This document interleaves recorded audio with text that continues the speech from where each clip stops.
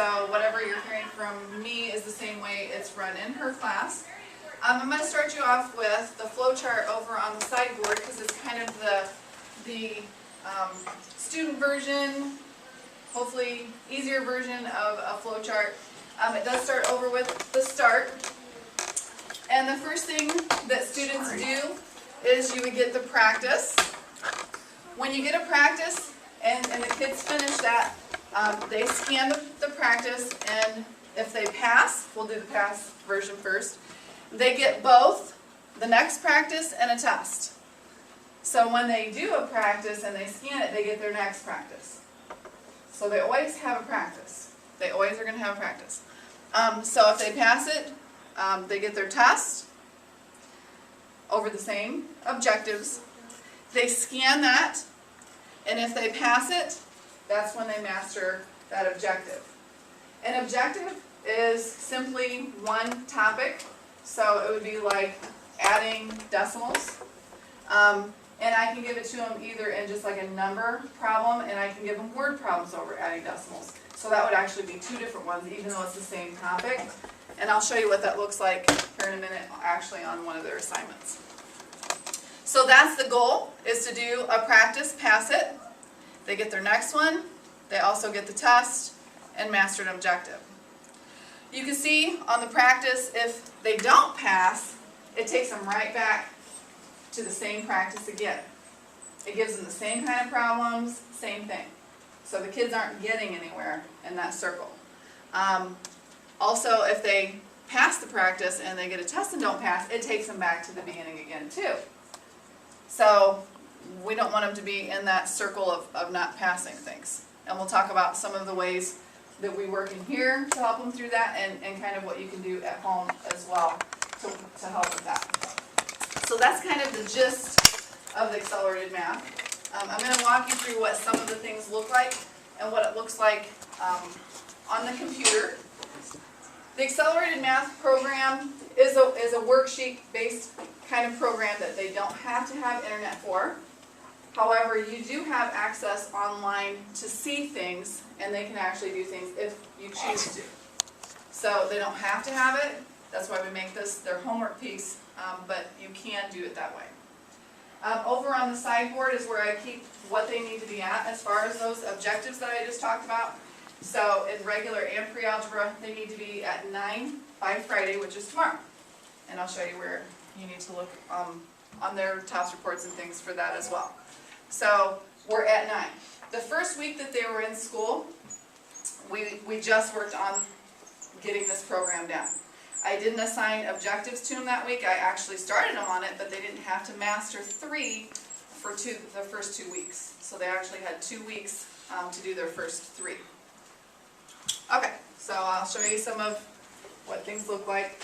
Basically, this is what I just went through with you, but it is just a circle. They do a practice, test, review, then they get a new objective, practice, test, and review. That's the complex version that they gave us in my teacher book, so that's what I condensed to a little bit easier flow chart rather than showing this to students. I can show that to students. It took me a while to figure this out. What? So,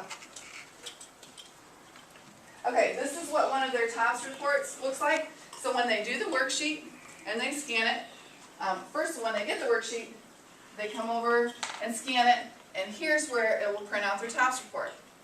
I have students staple their TOPS report. They're supposed to staple their TOPS report. That's what I put it right here, so that you can see these. Okay, but again, if you have access to the internet, you can see it online too, and I'll show you that here in a few minutes.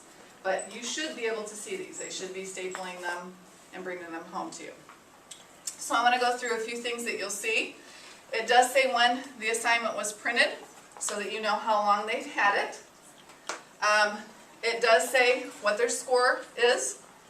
And right here is where tomorrow, where it says total mastered this marking period, that's where you should see that they're at 9 or more. So that's where you need to look on the TOPS report. The total mastered this year is going to be a continual for the entire year. The 9 weeks goes back to 0 at the end of the 9 weeks. So this number is a number that's going to continue to grow. This 9 weeks should be 27, but we didn't do it the first week, so they'll only need 24 for the first 9 weeks. Then they'll need 27 each 9 weeks after that, barring any snow weeks that we had last year. Things will change if that happens, but let's keep our fingers crossed that that doesn't happen. This right here tells you whether or not that they've mastered something and they actually have a test that's ready. Now what happens sometimes is if you see this number increasing and they're not bringing home a test, they probably have a test out that they've misplaced.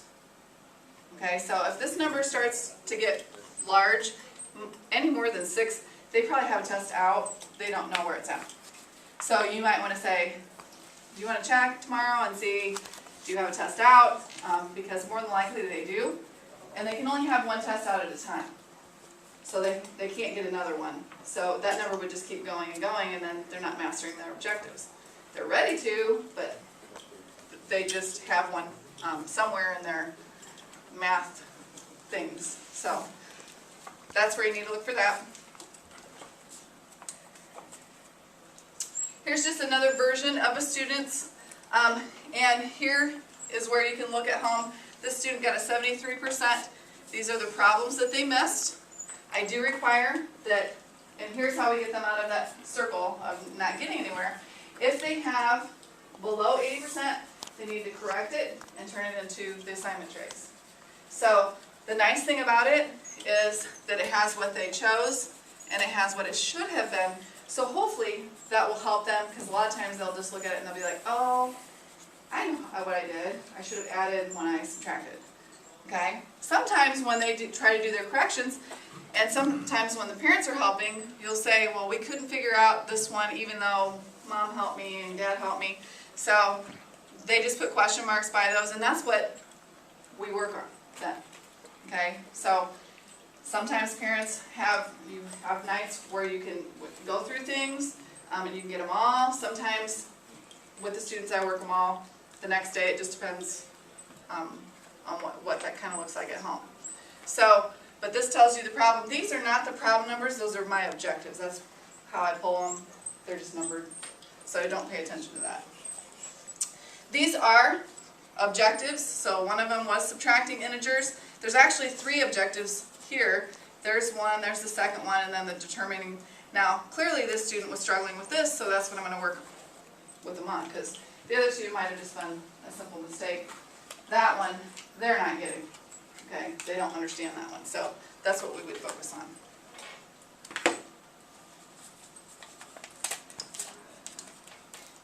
Okay, if you see a TOPS report that looks like this, or like this, they probably got their bubble card and somehow we're thinking about something or someone, and their bubbles are off. Okay, because especially if they're like this, that's probably an eraser thing, because I tell them you don't have to make like black, because then they can't erase them, and then the machine thinks, I don't know what that is. So this is, they couldn't figure out how to score it, so that's why they're all dashes. Now when kids have those, they need to mark, go back through, and if they had them all, just put had it, or misbubbled, or fix. Some kids like fix, and they put it in there, and then I'll rescore it. So because they actually got things right. So if you ever see that, just make sure that they go back through that. I do have an example of that. Need me to fix, misbubbled, mark like this, so that they know just to mark it and put it in the tray.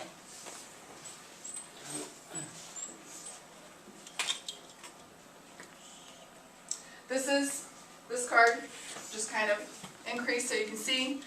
So they just put their form number across the top. The form number is on the top of their assignments, right underneath their name, and they just put that in, bubble those, and then bubble in the answers. The cards do get used more than one time, and we try to keep the kids from using it once and then getting rid of it, because obviously we want to keep costs down. So you should see cards that are more full. But that's how they bubble. If you do want to go online to see their things, and I'll show you some of the things you can see, I do have their usernames and passwords to send home with you. Whether you're a Pride parent or a Legend parent, I have all of them if you know what class period your child's in. Right here tells you where the login is with their username. Here's a support. Typically, if parents are having issues with internet things, if ACMath or Digits isn't working, it's usually pop-ups are blocked on your computer. For some reason, they don't like Apple as much as other computers. I know people that have had Apple though that can get on it, so just keep working with it. But you should be able to get an internet, Chrome, Firefox. But if you do have trouble, they do have a tech place for you to go. When you do log into your student's account, here's kind of what you're going to see. So it's everything that they should be bringing home, but maybe not. So you can still see it, even though they say, oh, I forgot that at school. You can say, oh, that's okay, I have their login.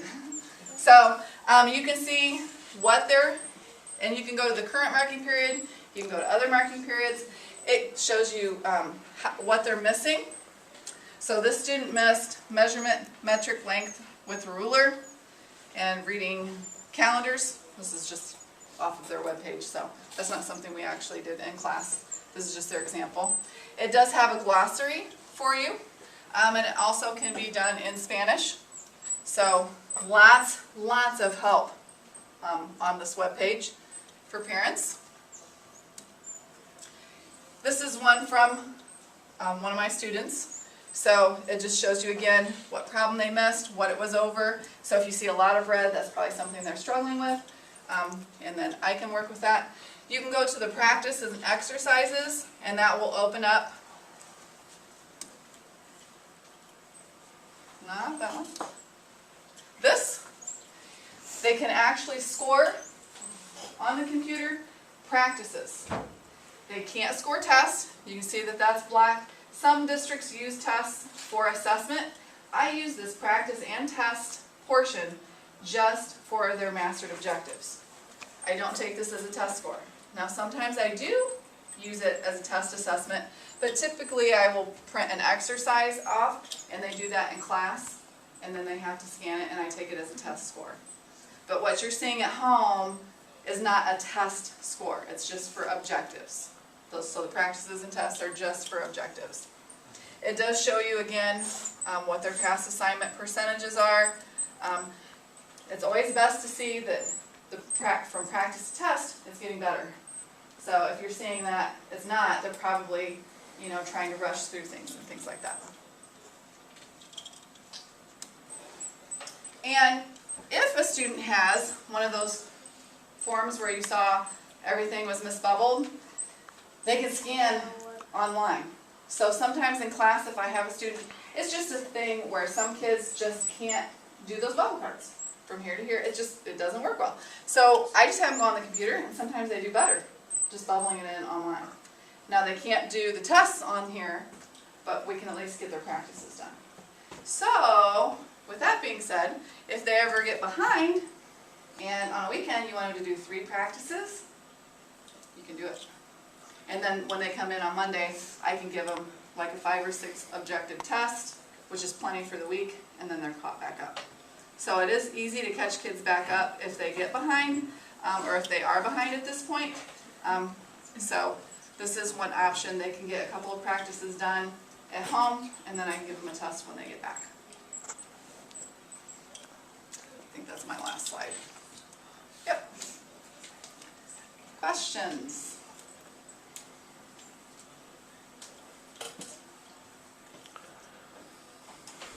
Mrs. Harris, could you maybe explain how their grade is calculated? And maybe you covered that right at the beginning. I was fumbling with the camera. I'm sorry. But all around the room, I have this for the students, so it's all the way around. Every student can see. This has what their percentages of their grade are on. Accelerated math, as far as the objective goal, is 15% of their grade. So doing the accelerated math is 15%. When I use an accelerated math, once they've mastered things, and I wanna test them and do that assessment, and I give them that, that's actually gonna be 35% of their grade. So, that's, by that point, they've practiced it, they've done just a review test, and then we should be good to do a full assessment. So, that's where that's at, and the rest of it is their digits for the rest of their grade. Also, I do have the quality task checklist. We like the kids to be showing their work, making sure that they're numbering problems, because when I pull them back to go through these, then I can't help as many students figure out what they're missing, because it takes me 5 minutes to figure out where the problem's at. So that's just so that I can help as many kids in a day as possible. So, yes. So you want them to show their work right there with the question? Yeah, and some kids, What if there's not enough room? there's mostly not enough room, so they use the back. Some kids want line paper right next to it because they want to see. I don't care. Whatever's easy. Some kids want box, so they'll make boxes and use that. I found if you're helping your student with especially division and multiplication problems at the middle school level, if you turn their paper sideways so that the lines are going this way, it's perfect. They have lines to put those numbers in. They're not this, like our math is in middle school. So I'm like, okay, let's look at this. So if you use the line paper, they should have made math paper line the other way. This is writing paper. It's just fun. Somebody's going to make a fortune on that now. I don't want to be upset. But yeah, turn their paper the other way, and that helps too. So I'm trying to wrap my head around how this practice test thing works. So they scan their, and we've had kids go through this, we still can't figure it out. They scan their practice is Right. in there, and does it spit out a test then for them? I have to print the test. Okay. It prints off the next practice right then. Right. So we're kind of getting an excuse at home that she was busy and couldn't give me a test, and then we never have a test. Does that make sense? Right. So I when print she- tests off about every 5 minutes. Every 5 minutes. Good to know. Yeah. And I know Mrs. Howard does too. Okay. Yeah. So no matter when they're scanning, and one year I told parents, scanners have not all been done at the same time, and then that was the year that it did. So I'm not going to say that again, but we have scanners throughout the building, so even if mine didn't happen to work, which again, I'm not going to jinx myself and say that it won't, but there are scanners in the library, all the other math teachers have scanners, all of our resource teachers have scanners, so if they say the scanner's broken, well, and you know they can do it online now, you'd be like, oh, we're just going online and go ahead and bubble it in. So, yeah, that's another one too. So, I'm sorry. When they come in the classroom, do they know what they're supposed to do? Is there actually a lecture, or is it, this is what you need to work on today, or how does this work? Agenda, I always have the agenda of what we're going to do, and up here is the full, what we're going to do each day.